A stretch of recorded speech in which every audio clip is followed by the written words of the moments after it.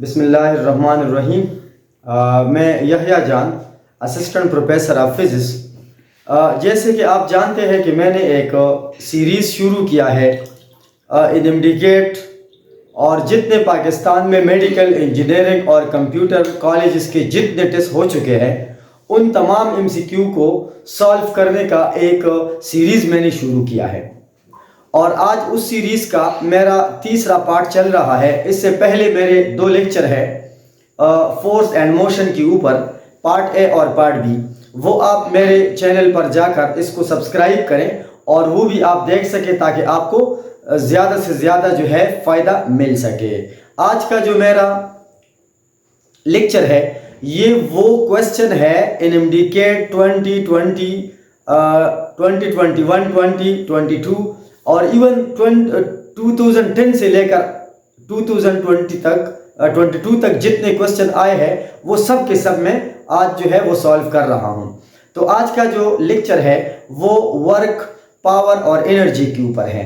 तो work, power और energy में जितने एमसीक्यूज आए हैं आज मैं वन बाय वन इनको एक्सप्लेन कर रहा हूं। बट रिमेंबर, ये वो क्वेश्चन है जो ऑलरेडी आ चुके हैं, आएंगे नहीं, या प्रैक्टिस के लिए आ चुके हैं और कई बार आ चुके हैं। तो आज के क्वेश्चन जो है, इससे पहले तो मैंने 45 एमसीक्यूज कराए हैं, आज मैंने 46 नंबर एमसीक्यू से स्टार्ट करना है और ये लेक्चर मेरा वर्क, पावर और एनर्जी से रिलेटेड है। उसके बाद 46 नंबर एमसीक्यू में लिखा है the smallest unit of work is. देखो ना, वर्क के लिए तो कई यूनिट्स है। सबसे छोटा यूनिट इलेक्ट्रॉन वोल्ट है, उससे थोड़ा बड़ा यूनिट है अर्ग, उससे और बड़ा है जूल, इससे और बड़ा है किलोवाट आवर। तो इसमें ऑप्शन डी आएगा, electron volt is the smallest unit. Work का सबसे छोटा यूनिट इलेक्ट्रॉन वोल्ट है। तो अब देखो, इलेक्ट्रॉन वोल्ट है और सबसे छोटा यूनिट इलेक्ट्रॉन वोल्ट है वर्क का। फिर उसके बाद लिखा है the largest unit of work और energy is, first one joule, second one erg, third one kilowatt hour and the electron volt. इसमें किलोवाट आवर है, 47 में किलोवाट आवर। इसमें आता है जो हमारे पास सबसे बड़ा यूनिट जो है वो किलोवाट आवर है। अब किलोवाट आवर ये बहुत बड़ा यूनिट है और इसमें छोटा यूनिट इलेक्ट्रॉन वोल्ट है और बड़ा यूनिट जो है वो किलोवाट आवर है। फिर उसके आगे कन्वर्जन रिलेशंस भी आते हैं। 48 नंबर क्वेश्चन में 1 जूल में कितने अर्ग होते हैं? 10 पावर 7 अर्ग। 48 में 1 जूल में 10 पावर 7 अर्ग होता है, जो कि कन्वर्जन है। जिस तरह इलेक्ट्रॉन वोल्ट है, किलोवाट आवर है, अर्ग है, लेकिन एक चीज़ है, इलेक्ट्रॉन वोल्ट न्यूक्लियर फिजिक्स में इस्तेमाल होता है, छोटे लेवल पर इस्तेमाल होता है। किलोवाट आवर कमर्शियल लेवल, बड़े लेवल पर इस्तेमाल होता है, और अर्ग सीजीएस यूनिट है। 49 नंबर क्वेश्चन में लिखा है 49 में work done will B maximum if the angle between force and displacement is. Work का फार्मूला ये है F S cos theta, F S. अब मैक्सिमम वर्क मांग रहे हैं तो आप cos 0 पुट कर ले, cos 0 1 के बराबर है एफ एस मैक्सिमम। देखो, बड़े आसान क्वेश्चन है, चैप्टर 4 वाले क्वेश्चन बड़े आसान है। इसके बाद 50 नंबर जो एमसीक्यू है, इसमें आता है work done will be minimum if the angle between the force and displacement is minimum work. तो वही formula, work is equal to F S cos 180 minus 1 के बराबर है माइनस एफ एस, ये मिनिमम है। अब दो चीजें मैंने आपको बताई, वर्क कब मैक्सिमम है? जब एंगल 0 है। कब मिनिमम है? जब एंगल 180 के बराबर हो। और 51 नंबर क्वेश्चन में लिखा है if the direction of force is perpendicular to the direction of motion of body then work will be done. अब परपेंडिकुलर है तो थीटा 90 है। 51 में लिखा है work done is equal to F S cos 90। अब कॉस 90 क्या है? 0, वर्क डन इज 0। 52 में लिखा है, 52 में कि इम्पल्स इज इक्वल टू, तो आपको तो पता है impulse, what is impulse? Impulse का फार्मूला है I is equal to delta P. Change in momentum is called impulse. अगर वेलोसिटी चेंज हो जाए तो इस चेंज को, मोमेंटम चेंज हो जाए तो इस चेंज को हम इम्पल्स कहते हैं। फिर उसके बाद जो करेक्ट ऑप्शन है 52 में आता है इम्पल्स इज इक्वल टू, अब इसमें अगर आप वैल्यूज लगा दें चेंज इन मोमेंटम में, तो मोमेंटम में चेंज क्या है, P F minus P I, ये उसमें चेंज आ रहा है। फिर उसके बाद लिखा है M V F minus M V I, और इसको आप सिंप्लीफाई करें V F minus V I. अब देखो ना ये आपके पास कौन सा रिलेशन आता है, दैट इज ऑप्शन सी। 52 में आता है ऑप्शन सी। बड़े इजी क्वेश्चन है, आप खुश होंगे कि हमारे पास जो क्वेश्चन है ये कितने आसान है, कितनी इजी है। तो वर्क वाला चैप्टर ये बहुत आसान है कंपेरेटिवली अदर चैप्टर्स के मुकाबले में। चैप्टर 1 थोड़ा टेक्निकल था, उसमें फार्मूले भी थे और उसमें और भी डिफरेंट कंडीशंस थे। तो अब ये आते हैं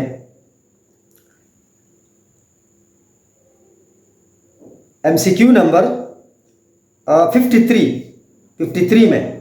अब 53 को मैं जल्दी जल्दी एक्सप्लेन करता हूं। The work done will be negative if the angle between the force and displacement is, work कब नेगेटिव होगा 53 में, आप देखो 53 में work done will be negative at 180। अब देखो ना ये वही केस है, cos 180 पुट करो तो वर्क माइनस होगा, मतलब 0 to 90 एंगल वर्क पॉजिटिव है, 90 to 180 work done is negative. 54 में आता है the dimension of momentum is same as. अब देखो ये डायमेंशन, यूनिट, सेम, डिफरेंट, ये तो मैं अक्सर स्टूडेंट को ज़्यादा बताता हूँ कि इन चीज़ों पे ज़्यादा से ज़्यादा फोकस करें। अब डायमेंशन ऑफ मोमेंटम, तो आपको पता है मोमेंटम, तो आपको पता है कि मोमेंटम और इम्पल्स ये एक जैसी क्वांटिटी है। चेंज इन मोमेंटम, इम्पल्स है वो चेंज इन मोमेंटम है, चेंज इन मोमेंटम, मोमेंटम का फार्मूला एम वी है। तो इसका मतलब है कि अगर आप एम वी ये दोनों देख लो तो दोनों का यूनिट, मतलब ये वाला और ये वाला ये बिल्कुल सेम है, आइडेंटिकल क्वांटिटीज है, दोनों आई डेल्टा एम वी के बराबर है और ये एम वी के बराबर है। तो momentum P is equal to M V के बराबर है और इम्पल्स डेल्टा एम वी के बराबर है। तो मतलब दोनों का डायमेंशन सेम है, लेकिन मोमेंटम में चेंज को हम इम्पल्स कहते हैं, लिहाजा ऑप्शन सी वाला करेक्ट ऑप्शन है। इसका डायमेंशन भी अगर मैं फाइंड कर दूं तो एक दूसरे के साथ बराबर आएगा। फिर इसके बाद जो 55 नंबर क्वेश्चन है, area under F D graph shows, F D graph. अब उसमें देखो आपके पास जो ग्राफ है एफ डी ग्राफ, इसके एक्स एक्सिस पर फोर्स है और एक्स एक्सिस पे डिस्टेंस है, तो आप उसका एरिया कैसे फाइंड करते हैं, एरिया साइड इनटू साइड के बराबर है। इस वक्त हमारे पास एक साइड फोर्स के बराबर है और दूसरा साइड ये डिस्टेंस के बराबर है। अब इस तरह आप the product of force and distance इसका वर्क 55 में ए आएगा। 56 में आता है, बहुत जल्दी जल्दी मैं करता हूं क्योंकि क्वेश्चन बड़ी इजी है, इंटरेस्टिंग है, बार बार आए हुए क्वेश्चन है।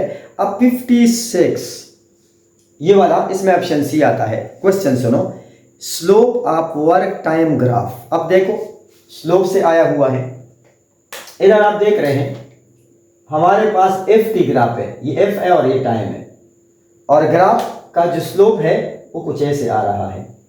अब स्लोप क्या चीज है, slope is equal to tangent theta. Slope का मतलब है मैथमेटिक्स में tangent theta, tangent theta y by X, y पर फोर्स है और यहां पर हमारे पास टाइम है। Slope of work time graph है, ये वर्क टाइम ग्राफ है, this is work time graph. अब इधर वर्क है तो rate of doing work is called power, ये पावर आएगा। 56 में हमारे पास आएगा पावर। उसके बाद है 57 में, ए 1 kg mass has a kinetic energy of 1 joule when its speed is. ये ऐसे ऐसे क्वेश्चन को मैं बता रहा हूं, डिस्कस कर रहा हूं, सॉल्व कर रहा हूं, मैं लेकर आया हूं जो एनएमडीकेट में कई बार आ चुके हैं। सो 1 kg मास 57 में kinetic energy half M V square, half M V square kinetic energy है। ऑब्जेक्ट का मास 1 kg है और 1/2 मास 1 के बराबर है, वी स्क्वायर मांग रहा है, एम्प्लाइज दैट 2 1 जा 2, ये उधर मल्टीप्लाई करो, वी स्क्वायर, इसका भी अंडर रूट ले लो, इसका भी अंडर रूट 2 कितना है 1.4, 1.4 इज द आंसर। इसमें ऑप्शन 56 57 में आएगा option number C. Okay, 58 number question में light body A and heavy body B, listen the MCQ, very much important, बहुत ज्यादा अहम है, बहुत ज्यादा अहम है। इस तरह की पूरे बुक में इंपॉर्टेंट क्वेश्चन को मैं लेकर आया हूं और उसका तरीक़ाकार भी आपको समझाऊंगा। दो अजसाम है, light body A and heavy body B, दो बॉडी है ए और बी, हैविंग इक्वल काइनेटिक एनर्जी। आप ट्रांसलेशनल देन ऑप्शन ए में लिखा है एक बॉडी ए स्मॉलर है और एक लार्जर है, ये दो अजसाम है, ए ये छोटी है और बी ये बहुत बड़ी ऑब्जेक्ट है, दोनों का काइनेटिक एनर्जी सेम है, सेम काइनेटिक एनर्जी, इसका भी और इसका भी काइनेटिक एनर्जी दोनों का सेम है। कहता है किसका मोमेंटम ज्यादा है, तो इसका एक फार्मूला है। जब आपको फार्मूले में काइनेटिक एनर्जी आए तो फिर आपने ये वाला फार्मूला अप्लाई करना होगा, पी स्क्वेयर बाय 2m, इसको क्रॉस मल्टीप्लाई करो, P square 2m into kinetic energy, इधर आप देखो इसका आप स्क्वायर रूट ले लो, इसका भी स्क्वायर रूट ले लो, implies that p is equal to 2m into K whole under the root. अब पावर मोमेंटम का मास के साथ क्या रिलेशन है, तो इसका मतलब है heavier object has larger momentum, तो इसमें ऑप्शन बी सही है। ऑप्शन ए में लिखा है A larger momentum than B has larger momentum than A, तो ऑप्शन बी इज करेक्ट। 58 में ऑप्शन बी आएगा। 59 में क्या आता है, if the velocity of a moving body is double it's kinetic energy. अब काइनेटिक एनर्जी का फार्मूला क्या है, हाफ एम वी स्क्वेयर, इसमें आप देखो m, अब v स्क्वेयर की जगह 2 स्क्वेयर आएगा, 2 2 जा 4, 1/2 m 4v स्क्वेयर। अब 4 ऐसा ना करो कि आप 2 को उसके साथ कैंसिल करें, रिमेंबर फार्मूले का अपना कांस्टेंट ये एज इट इज रहेगा। ये 4 जो आया है ना, इसको बाहर निकाल दो, 4 1/2 mv square, 4 time of kinetic energy, तो काइनेटिक एनर्जी कितना टाइम बढ़ा, 59 में सी आएगा। अब 60 नंबर क्वेश्चन में absolute potential energy of an object at infinite height with respect to the earth is taken to be. Absolute gravitational potential energy का जो formula है -G(m)(m)e/r(e). अगर हम इंफिनिटी पर चले जाए, infinity is that point which is outside from the earth gravity, earth gravity पर हम उतनी ऊंचाई पर जाएंगे तो ये क्या बन जाएगा, -G(m)(m)e), इतनी ऊंचाई पर तो इंफिनिटी हो जाएगा, हर चीज को इंफिनिटी पर डिवाइड करो तो उससे जीरो बन जाएगा। यहां पर maximum value absolute gravitational potential energy की 0 है। अब सिमिलरली 61 नंबर क्वेश्चन में लिखता है momentum is increase by 40% then its kinetic energy. 61 में ऑप्शन बी आता है। ये बहुत मजे का क्वेश्चन है जो 2021 में बहुत आया है। लेसन, मैं आपको एक बड़ा सिंपल तरीका बताता हूं, किसी टाइप का भी परसेंटेज का मोमेंटम और काइनेटिक एनर्जी का रिलेशन आए, चाहे मैं मैथमेटिक्स को बिल्कुल भी यूज नहीं करता, फिंगर टिप्स पर आपको पढ़ाता हूं।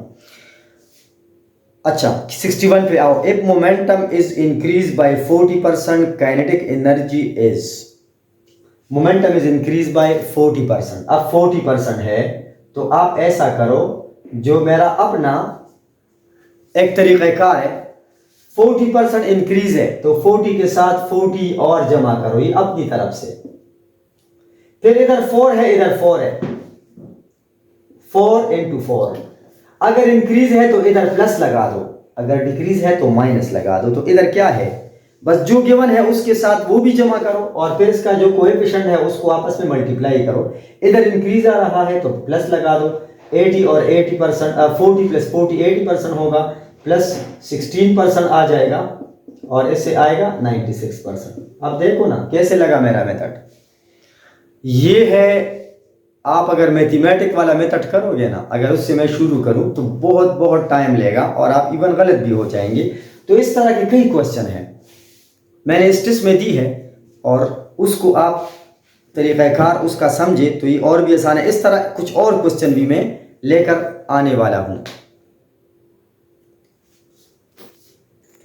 ओके, अब क्वेश्चन नंबर 62 पर आहिस्ता आहिस्ता आते हैं और सेम टेक्निक को इस्तेमाल करके एक और क्वेश्चन जो NMDK 2021 में आया है, लिखता है if momentum is decrease bye 50%, kinetic energy is change bye. If momentum is decrease bye, अब यहाँ momentum is decrease bye 50%, momentum हमने 50% कम कर दिया तो काइनेटिक एनर्जी में क्या चेंज आएगा। अब वही मेरा अपना तरीका, 50% मोमेंटम गिवन है तो 50% के साथ अपना 50 जमा करो, अपनी जेब से निकाल कर उसमें 50% ऐड करो। लेकिन अब इसका कोएफिशिएंट 5, इसका कोएफिशिएंट 5, क्योंकि परसेंटेज है तो इसको भी कर लो। लिखा है डिक्रीज मींस माइनस 50 100 माइनस 25%, क्या बना 75%। देखो ना बहुत आसान तरीका है, क्योंकि NMDK मुख्तलिफ एंट्रांस टेस्ट जो मेडिकल स्टूडेंट है सुनो उसकी सिंपल मेथड को समझो, क्योंकि परसेंटेज में आप जिस टाइप का भी क्वेश्चन लोगे इससे बड़ा आसान आएगा। उसके बाद लिखता है 68 में 62 हो गया, इसमें 63 MCQ में if momentum of the bar decrease by 20% then the percentage increase in kinetic energy is. Momentum is decrease by 20%। फिर से बड़े क्वेश्चन डाले हैं मैंने, अपनी तरफ से जमा करो। अब 2 क्रॉस 2% है 2 और 2, लेकिन अब प्लस है या minus. Momentum of the ball decrease, minus करो 40% minus 4% is equal to 36%। Momentum is 36% आ जाएगा। अब 63 में जो ऑप्शन आ रहा है 63 में वो ऑप्शन सी है। अब आगे 64 में लिखा है, इसका मैंने एक शॉर्टकट तरीका बनाया है। If the kinetic energy of a body is increase bye 800% it's momentum will increase by. इधर अब काइनेटिक गिवन है, मोमेंटम मांग रहे, तो इसका एक फार्मूला है delta P is equal to change in kinetic energy under the root -1 into 100%। अब कहां से आया, कहीं से नहीं आया, कहीं से भी नहीं आया, क्योंकि ये तो डायमेंशनली गलत है ये फार्मूला, लेकिन आपका न्यूमेरिकल जवाब उससे करेक्ट आएगा इस तरह फार्मूले में। अब आते हैं 800% काइनेटिक एनर्जी में 800% को आप सिर्फ ऐड मान लो अपनी तरफ से। अब लिखा है इंक्रीज +1 जमा करो, क्यों जमा किया, वैसे जमा किया, इसका कोई रीजन नहीं है, सिर्फ एक तरीक़ाकार है कि आपका मुश्किल से मुश्किल क्वेश्चन आसान से आसान बन जाए। इसको 9 कर लो। अब delta P is equal to इधर आएगा 9 अंडर द रूट -1 इंटू 100%, और इससे बन जाएगा 9 अंडर रूट से 3 आएगा, 3 से 1 माइनस करो 2 आएगा, मल्टीप्लाइड बाय 100%, 200% आया। ये था बड़ा इजी और सिंपल मेथड। हमारे पास जो बेसिक कॉन्सेप्ट है 65 नंबर MCQ में, 2 particle of masses m1 and m2 have equal kinetic energy, the ratio of their momenta is। 65 पहले का है। अब देखो ये बड़ा इंपॉर्टेंट रिलेशन बता रहा है, जब काइनेटिक एनर्जी p²/2m आए तो यहां पर लिखा है कि 2 मासेस है, एक m1 है और दूसरा m2 है। ये हमारे पास m1 है और ये हमारे पास m2 है, both have equal kinetic energy, the ratio of their momenta। Kinetic energy momentum मांग रहे हैं तो आप उसको क्रॉस मल्टीप्लाई करो, 2m n2 काइनेटिक एनर्जी। अब इसका आप स्क्वायर रूट ले लो, इससे बन जाएगा 2m n2 काइनेटिक एनर्जी। अब इसको काट लो, P is equal to 2m n2 kinetic energy. ये आ जाएगा। अब मोमेंटम का मास के साथ क्या रिलेशन, अब इसका रेशो ले लो। अगर हमारे पास मोमेंटम P1 है तो 2m1 काइनेटिक एनर्जी के साथ 1 2 नहीं आएगा बिकॉज इट इज कांस्टेंट। अगर मोमेंटम P2 है तो उस ये पार्टिकल कौन सा होगा, m2 काइनेटिक एनर्जी होगा। पहले मास का मोमेंटम ये फार्मूला है, दूसरे मास का ये फार्मूला है, उसको आप डिवाइड करो, 2 2 से कट जाएगा, ये से कट जाएगा, P1 over P2 is equal to m1 under the root over m2 under the root, m1 under root ratio m2 that is. अच्छा, अब आपको पता है कि ये बड़े इंटरेस्टिंग क्वेश्चन है और बड़े आसान क्वेश्चन है, लेकिन क्वेश्चन आसान हो इंटरेस्टिंग हो जैसी भी हो, मैंने सिर्फ पिछले इनडिकेट से उठाया है, तो ये आपकी मजबूरी है कि आप उन क्वेश्चन को समझें, उसको अंडरस्टैंड करें और इस तरह मेरे इस चैनल पर मेरे साथ ही रहे, क्योंकि मैंने इस चैनल में मैंने हर टॉपिक पर जितने क्वेश्चन आए हैं वो मैंने इसी प्लेटफॉर्म से मैंने एक्सप्लेन करना होगा।